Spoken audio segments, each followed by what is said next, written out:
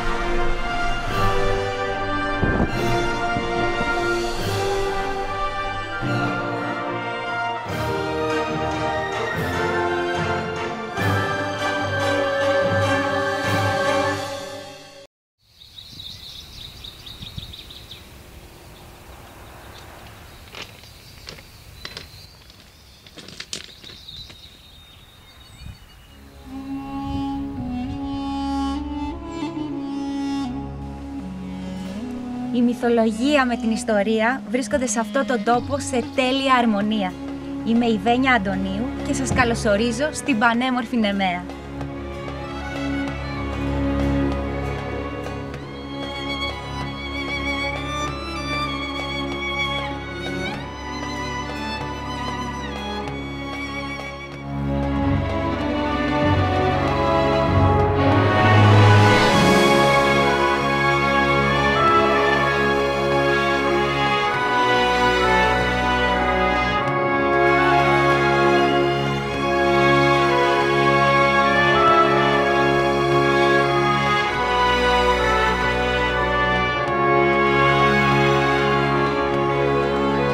Εδώ, στο αρχαίο στάδιο της Νεμαίας, αναβιώνουν από το 1996 και κάθε 4 χρόνια τα Νέμαια.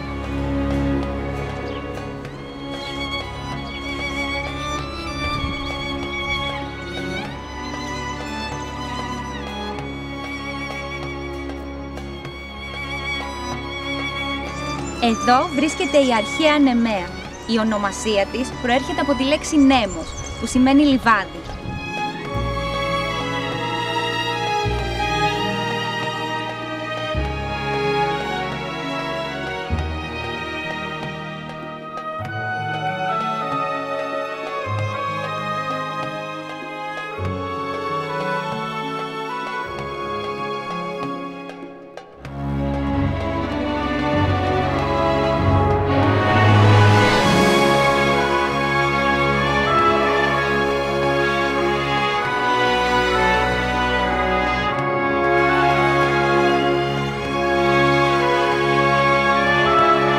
Ο ναός του Δία οικοδομήθηκε το 330 π.Χ. και το 2012 ολοκληρώθηκε η αναστήλωση ενός μεγάλου τμήματος.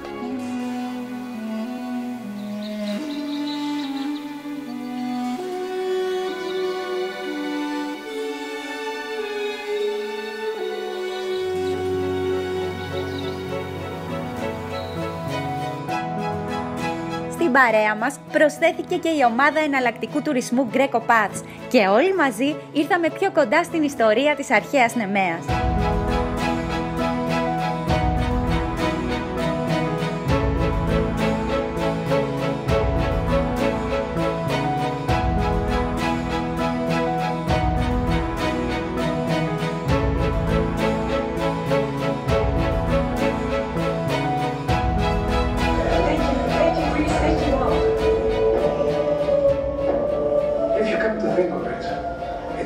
Miller who puts Nemea on our screens and on the world screen.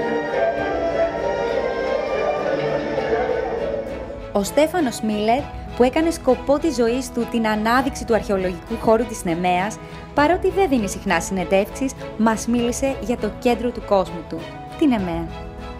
Είστε ο άνθρωπος ο οποίος ουσιαστικά ανακάλυψε εδώ τον αρχαιολογικό χώρο. Εδώ στην Ελλάδα, ειδικά εδώ στην Νεμαία, βρήκα τον αυτό. Μου έδωσε την ευκαιρία κάτι να προσφέρω. Και δεν κάνω μαθήματα πια στο πανεπιστήμιο και δεν σκάβω πια όπως Αλλά συνεχίζω με την αναβίωση των νέων αγώνα. Κύριε Μίλερ, σας ευχαριστούμε πολύ. Και εγώ. Να είστε καλά. Να έρθετε πάλι.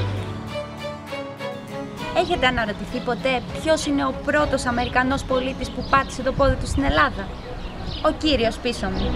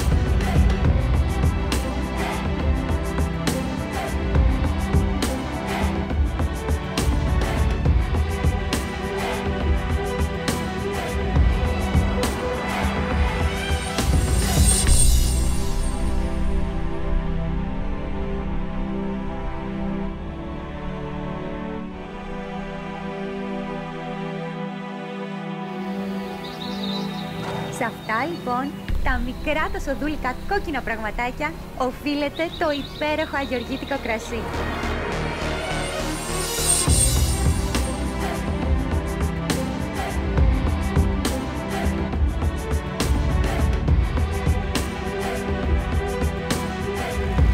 Λιποθυμό, δεν αντέχετε? Σβήνω!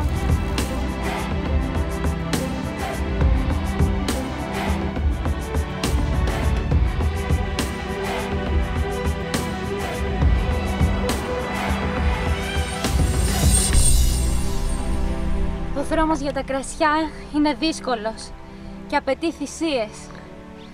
Τολμήστε το όμως, γιατί αξίζει.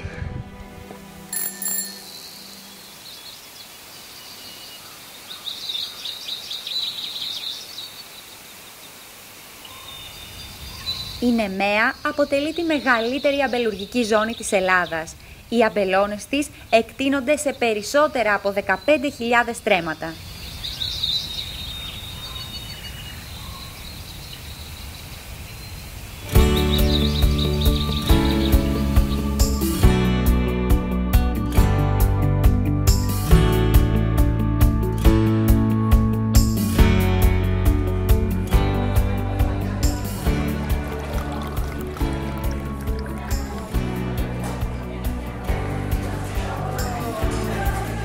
Από το 1963 η οικογένεια Λαφκιώτη εινοποιεί ορισμένες από τις πιο ποιοτικές ελληνικές ποικιλίες. Το εινοποιείο Λαφκιώτη βρίσκεται στις αρχαίες Κλεονές. Χάρη στο ιδιαίτερο μικροκλίμα της περιοχής καλλιεργούνται μοναδικές γηγενείς ποικιλίες. Η πιο γνωστή από αυτές είναι βέβαια το αγιοργίτικο. Αλήθεια, ξέρετε γιατί το λένε αγιοργίτικο? Πριν το Δεύτερο Παγκόσμιο Πόλεμο, η Νεμαία ονομαζόταν Άγιος Γεώργιος. Πάμε τώρα να δούμε και το κελάρι.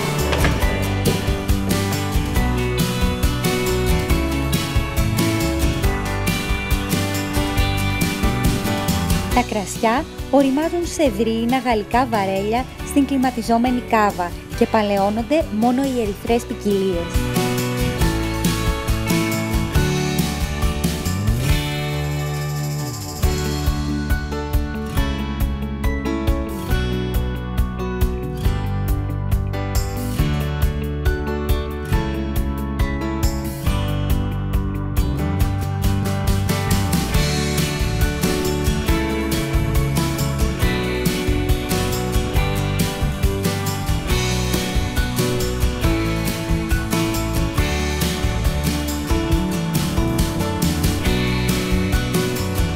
Με την επίγευση του κρασιού λοιπόν να μας συνοδεύει, συνεχίσαμε την περιπλάνησή μας στην Νεμαία.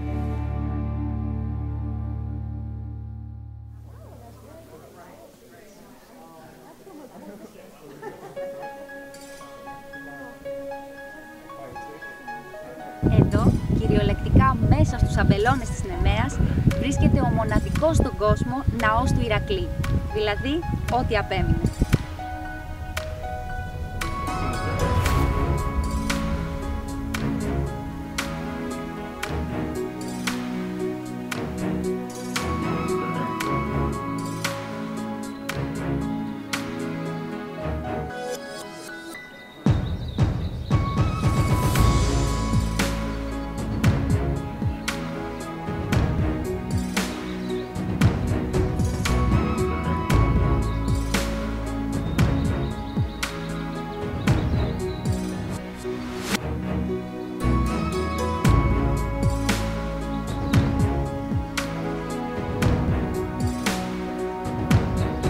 Καλησπέρα Βασιλική. Σε ποιο χωριό ακριβώς βρισκόμαστε τώρα? Βρισκόμαστε στον Άγιο Βασίλειο Κορινθίας, στα κτήματα της οικογένειας Μανολάκη. Ασχολούνται χρόνια με την παραγωγή κρασιού, βιολογικού.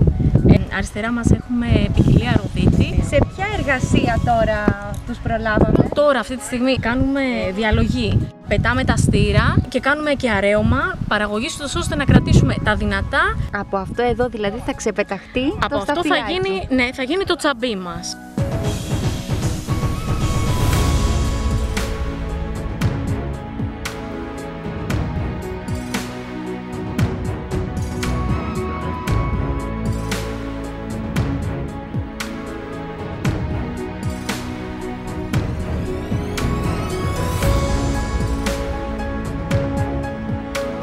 Μετά από τόσο κρασί, ήρθε η ώρα για φαγητό. Ο δρόμος μας έβγαλε στην αρχαιότερη πόλη της Ευρώπης, το Άργος, και συγκεκριμένα στη φάρμα της οικογένειας Μπέλβα. Εκεί φτιάξαμε παραδοσιακή σπιτική χορτόπιτα και γίναμε αγρότες για μία μέρα.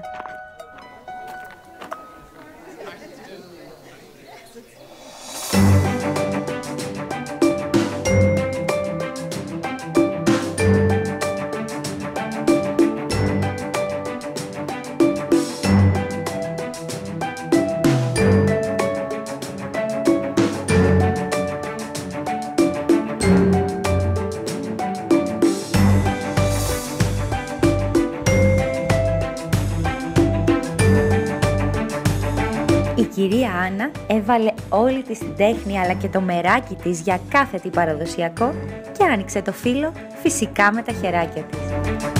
Εδώ έχω ρίξει λίγο λαδάκι για να μην κολλήσει το φύλλο και γύρω-γύρω.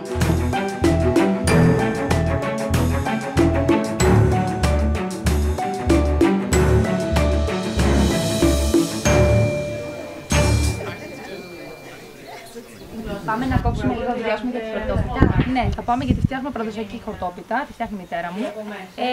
Και εμείς χρησιμοποιούμε την υποτοχή με το αγρόκτημά μας. Μυρίζει τέλεια. Όντως. Παρόλο που είσαι και πάρα πολύ νέο κορίτσι, ασχολείσαι και επαγγελματικά με αυτό το κομμάτι. Ακριβώς. Είμαι γεωπόνος παραγωγής, έχω σπουδάσει στη Λάρισα, τελείωσα.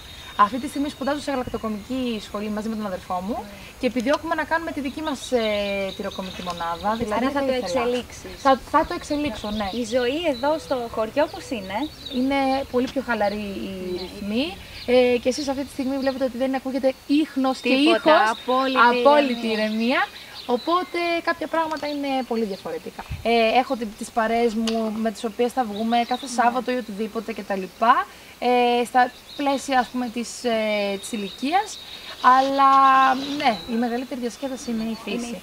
Πάμε να δούμε τι γίνεται με την πίτα. Βεβαίως. Γιατί δεν θα μας Πάμε αφήσουν γιατί τίποτα. περιμένουν και το κόσμο. Ναι.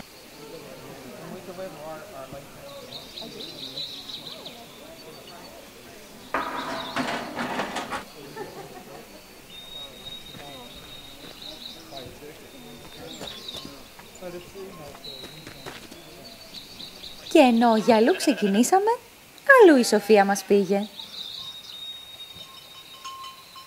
Είναι παραδοσιακή κτηνοτροφία, αυτό δηλαδή είναι ο ορισμός της.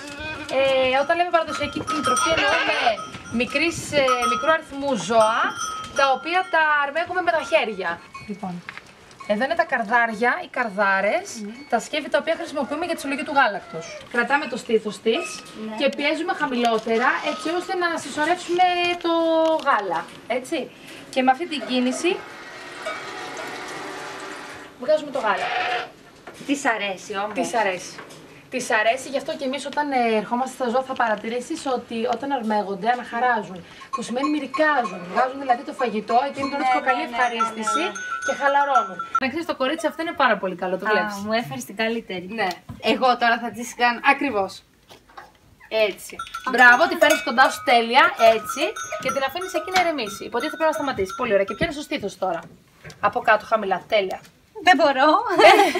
Εκεί θα σε ναι. Τέλεια. Χαμηλά. Και πιέζεις προς τα κάτω για να φτάσει ας πούμε έτσι το γάλα. Πρώτη φορά το ζω αυτό. Είσαι πάρα πολύ καλή, σου έφερα και το κορίτσι το καλό, νομίζω ότι κάνετε πολύ ωραίο ζευγάρι. Και βλέπω ότι έχει και γάλα. Έχει και γάλα, βέβαια. Για δώρο. Να με θυμάσαι. Για δώρο. Θα το έχω μαζί με το σκυλάκι μου. Μαζί με το σκυλάκι. Πραγματικά.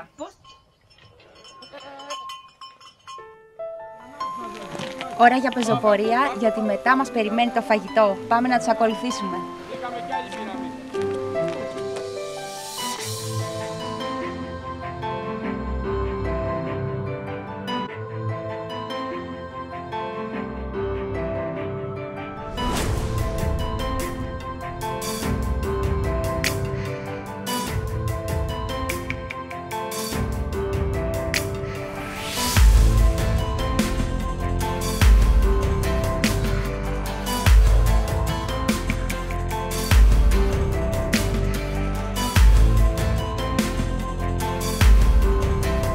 Ο Ιερός Ναός της Αγίας Παρασκευής στο ελληνικό είναι μια όμορφη έκπληξη για κάθε επισκέπτη. Δεν μοιάζει ιδιαίτερα με μια συνηθισμένη εκκλησία, καθώς έχει χτιστεί σε βράχο.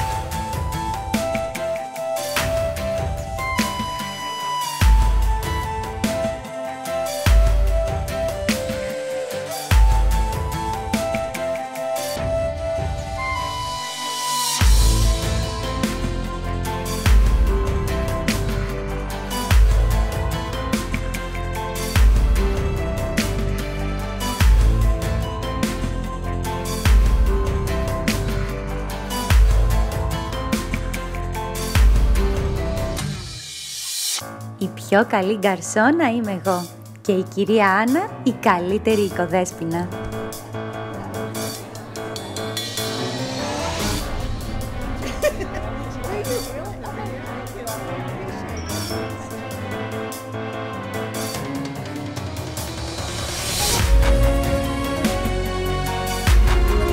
Με γεμάτο στομάχι πια και πολλή διάθεση για ανακάλυψη, συνεχίσαμε την περιπλάνησή μας στο Άργος.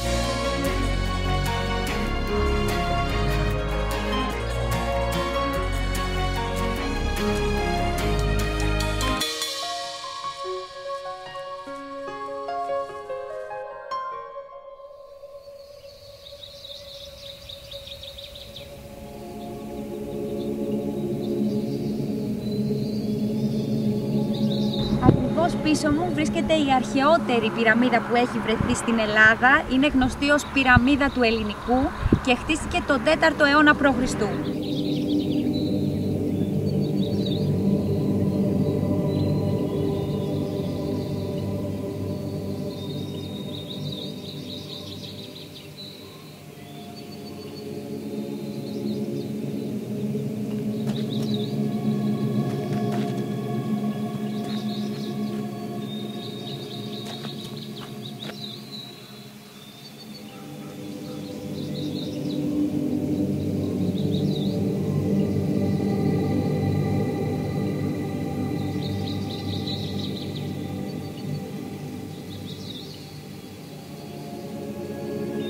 Η πυραμίδα του Ελληνικού είναι αρχαιότερη ακόμα και από τις Αιγυπτιακές.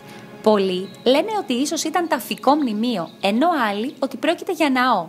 Ό,τι και να είναι όμως, αξίζει σίγουρα την επίσκεψή σας.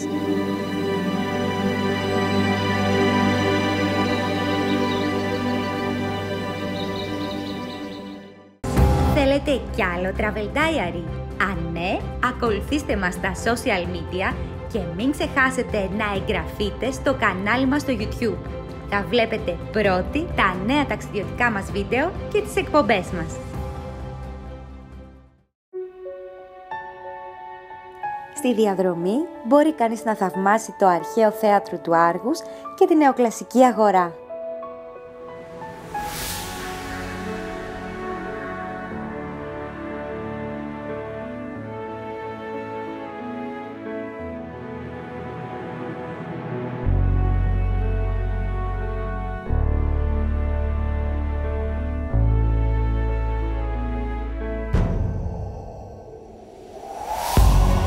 Το Κεφαλάρι είναι ένα πολύ γραφικό χωριό της Αργολίδας. Μεταξύ άλλων, φημίζεται για τις παραδοσιακές του νεροτριβές.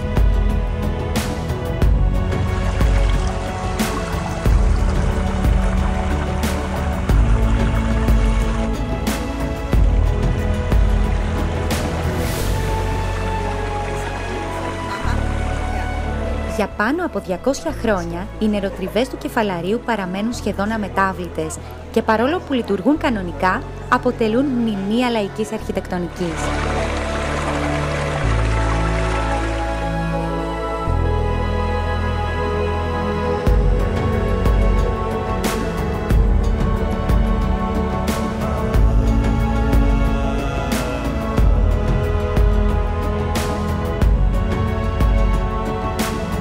Ο ναός της Ζωοδόχου Πηγής είναι χτισμένος μέσα σε σπήλαιο που βρίσκεται πάνω από την πηγή του ποταμού Ερασίνου.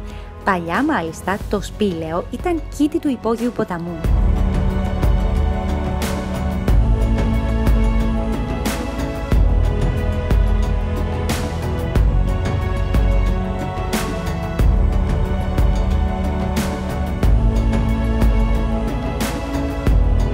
Οι αρχαίοι Έλληνες πίστευαν ότι εδώ έβγαιναν τα νερά της Τυμφαλίας λίμνης. Γι' αυτό και κάθε χρόνο τελούσαν την Τύρβη, μια γιορτή αφιερωμένη στο Διόνυσο αλλά και τον Πάνα, τον προστάτη των Γεωργών.